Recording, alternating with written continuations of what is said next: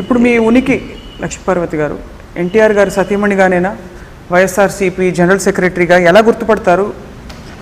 ఎక్కడికి వెళ్ళినా ముందు వైఎస్ఆర్సీపీ జనరల్ సెక్రటరీ ఇప్పటికి కూడా ఇంకా చాలామంది టీవీల్లో కూడా అడుగుతుంటారా ఏంటి మీది అని చెప్పి. కానీ ఎన్టీఆర్ సతీమణికి దీనికి కంపారిజన్ చేయొద్దు దయచేసి.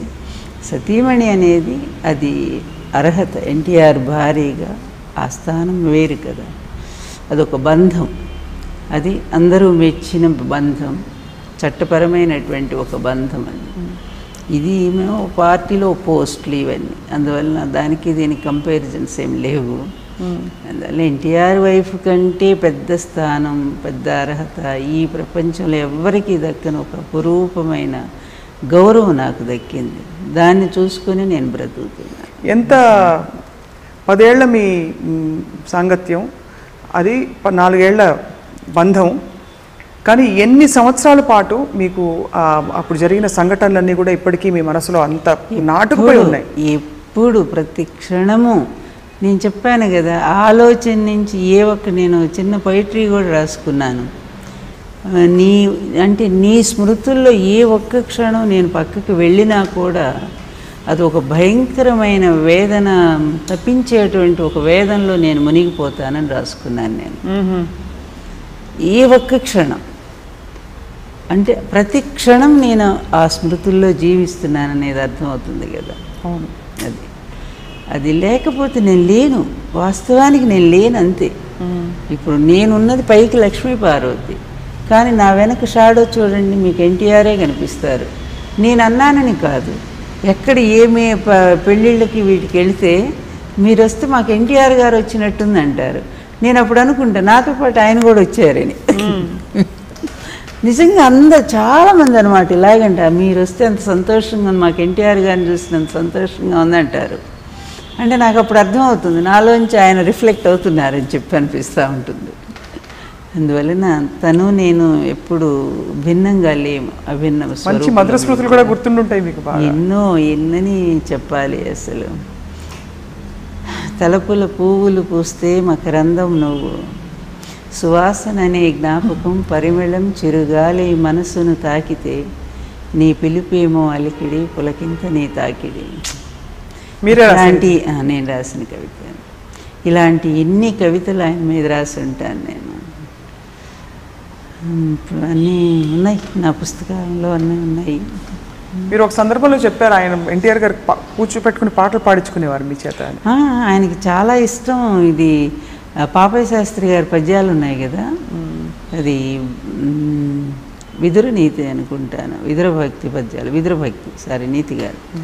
అవి ఎంత ఇష్టం. పుట్టబోయేడి బుల్లి బుజ్జాయి కోసమై పొదుగు గిన్నెకు పాలు పోసి పోసి, పూల కంచాలలో రోలంబములకు రేపటి భోజనము సిద్ధపరచి తెల్లవారక ముందే మొగ్గలలోన జొరబడి వింత వింతల రంగు వేసి వేసి, కలికి వెన్నెలలూరు చలువ దోసెళ్లతో లతలకు మారాకు లతికి ఎతికి, తీరికే లేని విశ్వ సంసారమందు అలసిపోయితివేమో దేవాదిదేవ, రమ్ము ఒక్క నిమేషము కన్నుమూయదు గాని తెరచియించిది నాకు టీరమ్ము తలుపు.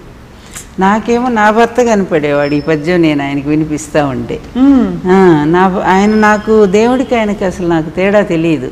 సాక్షాత్తు వైకుంఠంలో ఆ శ్రీ మహావిష్ణువు పడుకున్నట్టే ఉండేది నా ఎదురుగా ఆయన మంచం మీద పడుకుంటే. ఎంత అందం అనేది, అసలు 2 కళ్ళు సరిపోతాయా ఆ అందాన్ని చూడటానికి? అబ్బో, అసలు ఆ రంగు, దాంతో అంత కళ, ఎంత అద్భుతమైన రూపం. మాట కూడా చాలా ఆయన ఆత్మీయంగా ఉండేవారు అంటుంటారు. అయ్యో ఎంత, అది నాకు తెలుసు ఆ ప్రేమ ఏంటని. నాకే ఆయన చూస్తూ నేను ఈ పద్యం, నాకు నిజంగానే ఆ భక్తితో కళ్ళమ్మ నీళ్ళు వస్తూ ఉండేది. ఆయన ఎంత ఆనందం పడిపోయేవారో. అలాగే కూర్చుండ మా ఇంట కుర్చీలు లేవు, నా ప్రణయాంకమే సమర్పింపనుంటి, నైవేద్యమిడ నాకు నారికేళము లేదు, హృదయమే చేతికంది అనంటి, పూలకై మా వీట పుష్పాలు లేవు, బాష్పాంజలులే సమర్పింపనుంటి, లోటు రానీయ ఉన్నంతలోన రమ్ము ఆత్మపీఠము పైకి, అమృత ఝరి చిందు నీ పాదాంకముల ఎందు కోటి స్వర్గాలు మొలిపించుకొనొచ్చు తండ్రి. ఏమి పోయిట్రీ, ఎటువంటి స్థితికి వెళ్ళిపోతుంది.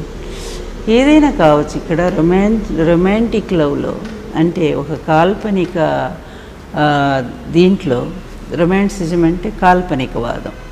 అంటే సాహిత్యంలో వచ్చినటువంటి పాశ్చాత్య మార్పులు, సాహిత్య మార్పుల్లో కాల్పనికవాదం వచ్చింది మనకి 18th century నుంచి కూడా.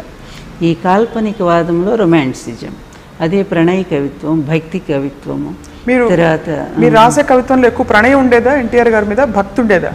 భక్తి ప్రణయం రెండు కలిసి ఉండేవి.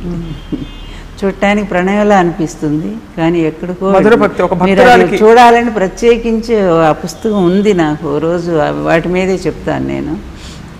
ఆయన నా మీద రాసిన కవితలు కూడా అదే, ఆయన కూడా అద్భుతంగా రాశారు నా మీద కవితలు. స్వయంగా స్వదస్తూరితో రాసిన కవితలు ఉన్నాయి.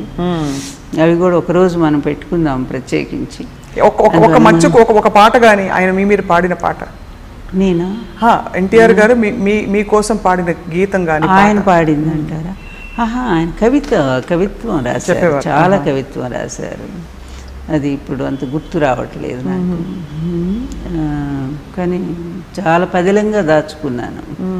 అవి ఎంత చాలా పదిలంగా దాచుకున్నాను. అది సరిగ్గా 10 రోజుల ముందు ఇంటర్వ్యూ.